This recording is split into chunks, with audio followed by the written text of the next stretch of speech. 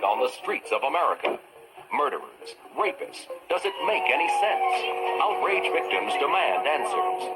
But I'd like for someone to tell me why. I mean, someone on the parole board to tell me why they let these people out. Who I am now is very much different than who I was at the time that I committed these crimes. But will they strike again? Geraldo Rivera, taking a look at America's time bomb. Yes, how you doing? I'm Teddy. Teddy Kennedy Jr., an heir to the Kennedy legend, stricken with cancer as a child. And I really couldn't think of living my life with one leg. But he fought back, controlled his destiny, and now brings hope to others, helping the disabled with his own very special personal touch. Up front tonight, criminals out on parole and the threat that holds for each of us. What does parole mean? Well, for convicts, it means out. For the government, it's often a quick fix for overcrowded prisons. But what about for you and me? Does it mean repeat offenders are back on the streets? Well, crime rates are down, and the war on crime has put more people in jail. But the flip side is that as more criminals are squeezed into prison, others are squeezed out. And the question remains, are they really ready to find a place in society? Geraldo Rivera has been looking into today's parole system, and what he found might make you wonder whether there's any system at all. Parole. These lawmen near Los Angeles are setting out to deal with one of the failures of the system. A parolee, a convict released from prison on the condition that he goes straight, has instead returned to crime, violated parole. So joined by uniformed cops carrying shotguns and wearing bulletproof vests, the parole officers have the job of finding the guy and putting him back behind bars. Tell her what you want to take. Shoes, some socks. Caught using and selling heroin, Jimmy Jimenez is going back to prison. But listen as his parole officer reads his rap sheet, his criminal record, and then ask yourself if Jimmy Jimenez ever should have been granted parole in the first place. Assault intent to commit rape, sent to state prison, paroled to L.A. County. Burglary, rape, assaults, shots fired. He was paroled April 6th, 84. He'd been out about 7 weeks. A lot of people these days are asking hard questions about crime and about our system of punishment. Does it work? Are we really making criminals pay? Or have our overcrowded prisons become just revolving doors that temporarily hold and then prematurely release dangerous convicts because there's no room to keep them? In other words, are prisoners getting out on parole because they have done something right or because the system has done something wrong? There are now more than 450,000 people in American prisons, twice as many as there were just 10 years ago. And as you can imagine, most of them want out on parole. What do you guys think of parole? Why do we want parole? Because they're giving us too much time. I mean, 15 in life. You know, how can a man do 15 years, you know? Prisoners always want out. But in a society recently obsessed with law and order, there's also tremendous pressure to keep criminals in longer, punishing them for what they've done and protecting the rest of us during the time they're locked up. Parole is a way out, a system that in one form or another allows an early release. Looking like the big house in a Cagney movie, Folsom Prison in Northern California is one unit of the largest state system in the country. Typical of the situation nationwide, California's prisons are jammed, holding more than 50% over their registered capacity. That raises the question of whether or not people are getting out on parole because there's no longer room to keep them. Prison Captain Ted ZINK. Well, we have to examine all alternatives to deal with the overcrowding, and when possible, release is one factor that's considered, yes. How do you think the general population, the people outside of prison, would react listening to that? Well, it's simply reality. We have to use all possible factors to deal with the overcrowding, and release is one of those.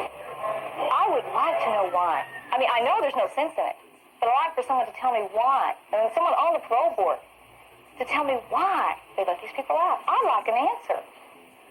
2 years ago, Kay Brenneman's 12-year-old son Benjamin was sexually molested, then brutally murdered by a man who was out on parole. On parole despite a 21-year criminal history, and despite the fact that he had very nearly killed his last victim. They almost killed the last child. All his records showed his potential danger, Does the system seem to have logic in it to you? No. Not at all. I just can't fathom it. It's beyond my comprehension. And what scares me is how many more like that are walking around. Mrs. Brenneman raises a valid point. Most criminals commit more than one crime. And across the country, ex-cons are violating parole at a rate higher than ever before, making the revolving door from prison to the streets and back to prison all too predictable. It's a pattern that LAPD Detective Jim VUCHSAS sees over and over again. They get back on the street and they're into narcotics, theft, robbery, whatever his specialty is. The case of this man, Robert William Cozy Jr., seems to illustrate the detective's point. A career criminal most recently in for armed robbery, Cozy was paroled from Folsom Prison at the end of March. Like many parolees, he had to submit to a weekly urinalysis test for drugs, a frequent condition of parole. The cops who knew Cozy was once a junkie discovered he was using drugs again. So a special team of detectives from the LAPD put Cozy under surveillance. That's him getting into the pickup. And they allowed 2020's cameras to follow along. Everywhere Cozy went, he was tailed. It's going to be westbound on Anninger now. A drug habit is an expensive mistress. You don't usually pay for it with a 9-to-5 job. The officers were convinced it was only a matter of days, maybe even hours, before Cozy would revert to his specialty, armed robbery. That made any place he stopped a potential target. Go westbound on Trask. By 3 in the afternoon, the parolee was at this market. No dice. Cozy was just shopping for beer. A couple sixers and a bag. And he was soon back on the prowl. He spent much of the day just driving around. The cops told us he was probably casing several potential targets. Here he comes. Okay, he's westbound. The surveillance continued into night. By 8 o'clock, the officers watched from across the street as Cozy met a couple of friends outside a bar. Okay, some conversation has been overheard. They're talking about going someplace to do something. When the con got to a 7-Eleven all-night market, a favorite target of armed robbers, the officers were almost certain this was it. Okay, he's into the store. You can actually see the clerk facing Cozy across the counter. Tim, I can see the clerk really good, bagging something up for him. The hands are still down on the clerk, so it looks okay. But once again, for some reason, Cozy didn't go for it. But remember, he's a junkie, a time bomb who needs money for dope. And by this time, he must have been getting pretty desperate. The cops know it's going to happen, and when Cozy beats them through a traffic signal, the 5 cars now tailing him have to weave their way through the red light to catch up. Coming, Mikey. About a block and a half behind you. After some erratic driving, Cozy picked out this bar. He was wearing a ski mask, and he was armed with a gun, which the cops will refer to in their jargon as his lunch. He's looking at the rear door real hard, checking the exits. He's stashing what appears to be a lunch. To avoid blowing their surveillance and for the safety of the camera crew, we were ordered to stay a couple of blocks away. Get out of your van here about a block from him, and he's ready to caper. Caper. It's another police term for committing a crime. Remember, the cops are dealing with a dangerous, violent junkie with a gun. But we were able to listen to what was going on. Walking up to the door. Stand by. He's walking back towards his car. He's heading home. He definitely went to his waistband for a lunch and was pulling the mask down. But after walking through the bar with the mask out and the gun ready, Cozy was interrupted by an alert bartender who locked him outside the back door. I asked him, what the hell are you doing? And he went like this. He says, I got to take a pee. So then I knew something was wrong. So I left the back door locked. By 1 in the morning, Cozy was at home, but these cops couldn't leave him there. He was armed, dangerous, and had allegedly attempted to stick up that bar. So they decided to arrest Cozy at his home. But when you step through the door, you step immediately to the right. It's his bedroom. Okay. There's a window on the driveway. It's on one window front.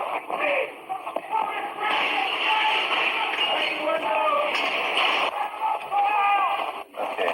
Here's the cap. Yeah. Here's the ski mask. That's it? Yeah. That's it? The cops say Cozy refused to follow their orders, hands up in the air. So they knocked him in the head with one of their flashlights. The next day, he was transferred out of the medical ward and booked into jail. But wasn't it all so predictable? I think it goes far beyond prediction. It's almost certainty that when he came out of prison, that Mr. Cozy was going to go back to committing armed robberies. Mr. Cozy will be violated, stand trial for the robberies that we're able to make on him, go back to state prison, get back out, and probably commit more armed robberies. On the Robert Cozy matter? Yes. In Robert Cozy's case, one thing is certain. The alleged ski mask bandit is going back to prison for violating his parole at least, and if convicted, for stealing a gun and attempting armed robbery as well. But the sheer predictability of Cozy's caper raises critical questions about the parole system. Was the original sentence appropriate? And should Cozy and others like him have been on parole in the first place? Aside from the fact that the prison sentence doesn't always fit the criminal, and that parole is often granted to prisoners the cops are almost sure are going to get out of jail to commit more crime, there are other serious problems with the parole system. Look, for instance, at this computer printout, obtained by 2020. It's 75 feet long, and what it contains are the names of 4,000 parolees who are currently fugitives from the law. And this is just in the state of California. 4,000 parolees with such utter contempt for the system that they don't even bother reporting to their parole officers. 4,000 convicts who've been released from prison and who are now out there, unsupervised, and who may be living next door to you. It's a common problem nationwide. Howard Miller runs the parole system in the state of California. I'm holding a computer printout of 4,000 fugitives. Right. 4,000 parolees who have run. Right. 4,000 criminals who are out there, yes, unsupervised, uncontrolled, and, for all we know, committing new offenses. Isn't this list, isn't this printout evidence of serious problems in the parole system? No, I would not say it was a serious problem. Many of these people, when we find them, they're holding out full-time jobs. They've not broken any law. The only rule they've broken is they didn't report to us. And we have to deal with them. So each one who's running is not involved in criminal activity. But clearly many of them are. Until he was surrounded by a police SWAT team, for example, Ruben Diaz was on that long computer list, passing part of his time as a parole fugitive, taking pistol shots at passing cars in this Los Angeles neighborhood. The laws governing parole are different from one state to the next. In some jurisdictions, for example, inmates are released automatically when their time is up. In other states, however, they have to go before a parole board, which decides whether or not to release them early. In the state of California, only inmates serving life sentences, like 28-year-old Glenn O'Connor, have to go before a parole board. You were sentenced to death. Yes. Many people would argue that it is a tragedy that that sentence was never carried out. Yes. And yet you still think that you want out. Yes. And that you deserve out. Yes. Let me read something from one of the letters you gave me, Glenn. This one is from the Office of the District Attorney in Orange County. He's quoting some of your previous behavior. He robbed an elderly woman at her residence, forced her to lie on her bed, and executed her in cold blood. Within weeks in the same neighborhood, attempted to execute an elderly man who he also robbed and forced to lie on his bed. Miraculously, the victim, though shot in the head, grievously wounded, survived. O'Connor netted $2 in the robbery. Now, why in the world should the state of California ever even consider you eligible for parole?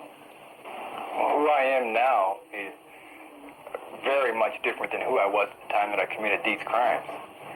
There's such a difference between who I was then and who I am now that it's almost as if someone else had committed these crimes. Do you believe that you deserve parole? Look in the crystal ball now. What's your prediction on what the parole board does or says next time, time after that, whatever? It's almost guaranteed they will find me unsuitable for parole. Ever? No, just right now. Do you think it's possible that you may someday be released? Yes. Maybe sooner than anyone else thinks. Even before O'Connor ever killed anyone, his prison psychiatrist predicted correctly that it was just a matter of time. Well, another report, ironically by the very same psychiatrist, brings us to perhaps the most dramatic recent case, illustrating the lack of logic or common sense in parole laws. It involves a convicted California killer named Raymond Louis George. Let me read to you from a recent psychiatric evaluation. Quote, "When talking with Mr. George, one gets the impression of a predatory animal, waiting for the right time to strike again, to bring about the destruction of another victim. It is my belief that this man will kill again, if released to the streets. Well, after serving just 8.5 years in prison for murder and other crimes, Raymond Louis George is about to be released to the streets on parole in about 10 days. His story is so notorious, they teach it to young recruits coming on the job. Fast, see. That is. And we're looking right now at the release of a man by the name of Raymond Louis George. And George's first victim was a 19-year-old college student he hacked with a hatchet. After nearly killing the young woman, George lured a couple of LA cops with a phony call about a suspicious character. As the cops got close, George grabbed one of their weapons, shoved it into the stomach of Officer Van Pelt and pulled the trigger. Van Pelt relates that it felt as if his insides exploded, and he released Raymond Louis George, who escaped at that point in time. Raymond Louis George then came in contact with the LA County Sheriff's Department. Once again, he had summoned them to his location, and upon arrival, he turned and he spit in my face. I stepped back a little bit, and as I did so, he gave one of these karate yells and went into an offensive stance. All this time, he's kicking at us, trying to pull his hands free, and he's screaming. It seemed like he was just in kind of a frenzy. Arrested, then released on bail 2 weeks later, George again got close to a cop, a 21-year-old state policeman named David Jack. This time, George shot the officer in the head and killed him. I was amazed, and I was really in shock that we had arrested a person who had done all these heinous crimes, and I was extremely frightened. After killing the state policeman, George almost got officers Paul Dohmann and John Bell. He grappled with both of them and grabbed for their weapons, tearing at their right hips. But since both men are lefties, their holsters were on the other side, and George came up empty-handed. How do you feel about the fact that this guy is getting out on parole? I can't believe it. I'm between shocked and I'm angry. After shooting 2 police officers, killing 1 police officer, taking a machete and viciously attacking a female on a college campus, he's getting out, and he's going to be in society again. And there's no doubt in my mind that he probably will do it again. So Raymond Louis George is getting out on parole because the law says he's done his time. But why can't this convicted cop killer now be committed to a mental institution as a danger to himself and the rest of society? You see, earlier this year, right here in LA County Jail, he had a psychiatric breakdown. He was out of control, so violent that they had to strap him down for several days. And yet, according to the Los Angeles County District Attorney's Office, that incident last February is not enough to commit him now. Yes, he may have been violent and psychotic back then, but that doesn't necessarily mean he's still dangerous today. We don't know what he's going to do on parole. We have no idea. Parole officers Alan Cleveland and Hugh Alcott have the unenviable job of supervising Raymond George when he is paroled just a week and a half from now. Remember, that release is mandatory. The law says he must be let go. Are we, in essence, releasing a time bomb onto the streets with a very short fuse? I'd say that was a reasonable statement, yes. I'm hoping it never goes off or never gets lit. But given the facts we have, that's all we can do is hope. If I saw the man again on the street, and he came at me in such a way as I thought my life was threatened, well, then I'd have to do what I have to do to protect myself. Knowing this man and knowing what kind of individual he was, you know, I'd probably have to shoot him. The only thing that makes me angry is the judicial system. Why are they making me the executioner? How can you conceivably say, this guy's rehabilitated? It's an obvious farce, and it's going to be played on us. Geraldo, this man, George, gets out September 30th. That's a week and a half away. Now, this is obviously wrong. What does one do to change the parole system? The first thing you do is you take all the experts and say, you fellas go and wait in another building because the person with the most standing, the person who should be testifying as to whether or not someone gets parole, is the survivor of the victim. It's the mother of the 12-year-old boy who was molested and then murdered, torture murdered by someone who had done it before. It's the co-ed whose eye was chopped out by Raymond Louis George. Let them be the primary witnesses to decide whether or not someone gets parole. The second thing you do is when someone is so utterly predictable in terms of their future criminal behavior, you sentence them to prison longer. You keep them in longer. You selectively incapacitate them, in the words of the Rand Let the Corporation. punishment fit the crime. Let the punishment fit the crime and protect people who are law-abiding. You know, we put people in prison to punish them and to protect the rest of us.